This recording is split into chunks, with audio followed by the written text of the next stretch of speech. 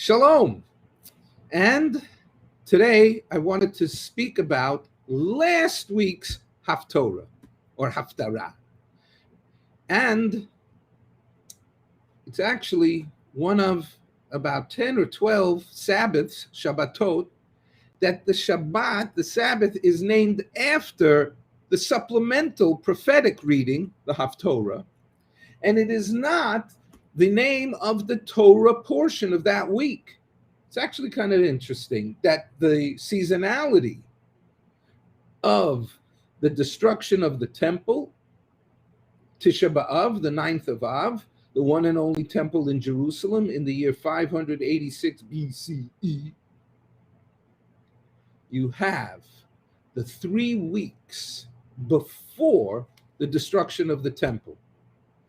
And I said back then that the prophets were warning the Jewish Yehudim, Israelites, that were living in the city of Jerusalem, and Isaiah the prophet that lived 150 years before the destruction, at least the Isaiah in the first 39 chapters of his book, the book, or their book.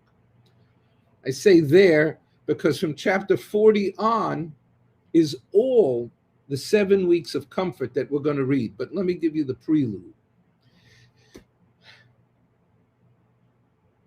The prophets were pleading with the people to change their evil ways. Thank you. You've got to change your evil ways. Santana. And 3 things. The 3 weeks. There were 3 weeks in between the 17th of Tammuz, the month of Tammuz on the 17th of the month, and that's the day that after a year and a half of Nebuchadnezzar's army led by Nebuzaradan, they decided that they starved people after sieging and surrounding Jerusalem enough, and there was only 25% of the population left, and they were going to cherry pick the wise and the wealthy to take back to Babylonia. And that was on the 17th of Tammuz that they busted down the walls and started to burn down the house of God. And for the 9 days, things got worse until Tisha B'Av, the 9th of Av. And the house came down. So, God said, you didn't change. I didn't change. Nothing's changed. And because of that, everything has changed. You don't have a homeland. You don't have a place to worship God. You had Israel, but you didn't appreciate it. You desecrated it. Is this any way to treat with dignity and respect the holy place? It's not. So God said, out of here. You're out of here. And they were exiled, naked in chains, walking hundreds of miles. Horrible. Reminds me of some of the stories I heard about Germany, Nazi Germany. But let's look at the 7 weeks of comfort that come from the book of Isaiah, Yeshayahu. And this week I mentioned that the Shabbat is named after the Haftorah. And the Haftorah starts, Nachamu, Nachamu Ami. So it's called Shabbat Nachamu. Nachem, Menachem is to comfort. So somebody asked, why do you have 7 weeks of comfort? Right? You had 3 weeks of calamity, now 7 weeks of comfort. What's that about? So I said, I made this up. I'm making it up, but it sounds good. That the 7 weeks that you have Nachamu, comfort, if it is similar to if somebody passes away, his immediate family, they mourn, and the ceremony and the processes is called Shiva. 7. They sit Shiva. There's 7 days. So I said, if Jerusalem was ransacked and burned down and destroyed, then here you have the 7 weeks of comfort because you're comforting the city of Jerusalem for 7 weeks, like your Menachem Avel. You comfort the person that's mourning. So now you talk to the city of Jerusalem. And here's what the prophet Isaiah said in the chapter 40. He said, Nachamu, Nachamu Ami. Jerusalem, you're going to be comforted because my Jewish people are going to come back out of Babylonia and they're going to return. Dabaru alev Yerushalayim. You should speak to the heart of Jerusalem. Most of the times you see one person talking to another person. Isaiah was brilliant. And what he said is people relate to things through their frame of reference. And Jerusalem is the homeland and the most important place to a Jewish person. So he said that Jerusalem, your 70 years of being abandoned and exiled and a ghost town, they're over. You paid your dues. You paid even double.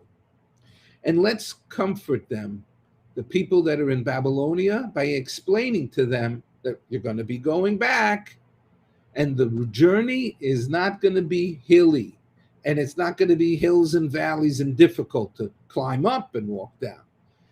God is going to create a miracle that they will perceive the flatlands of the journey. And then this promise is from God. And God says, I give you my word, and it is eternal. And your enemies that you were afraid of, guess what? They're going to burn. They're going to burn like straw. Don't be afraid of man. Don't be afraid of an enemy. God says, I'm eternal. You paid for your sins. Now we're going back. Have no fear. He even goes as far as saying, you should stand on the top of a mountain like you're on a soapbox selling newspapers, they used to, and says, declare that Israel is coming back to the city of Jerusalem led by God. Then it continues into a very subtle explanation of just look around the planet, the earth. Somebody I know just told me about the Grand Canyon.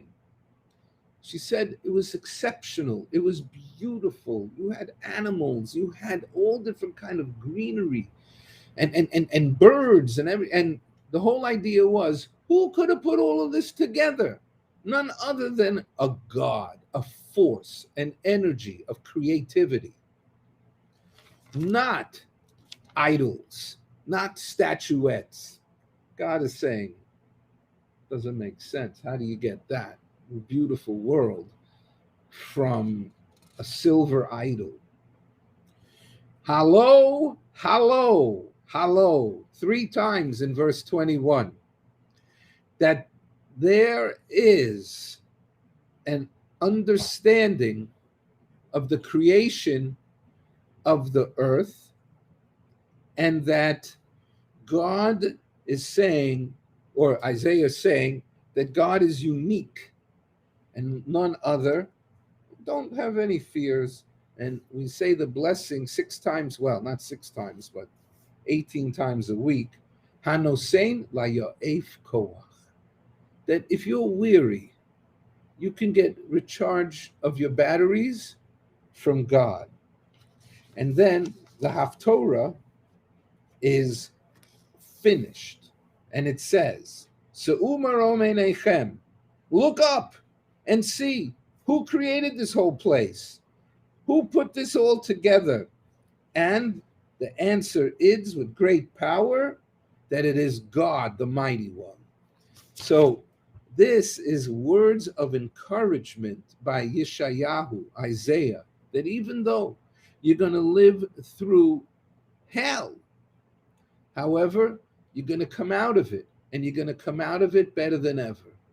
And that God has mercy, and you can go back to your homeland of Jerusalem. You could rebuild the temple, and you could worship God and feel connected to the creator of all beauty in the world.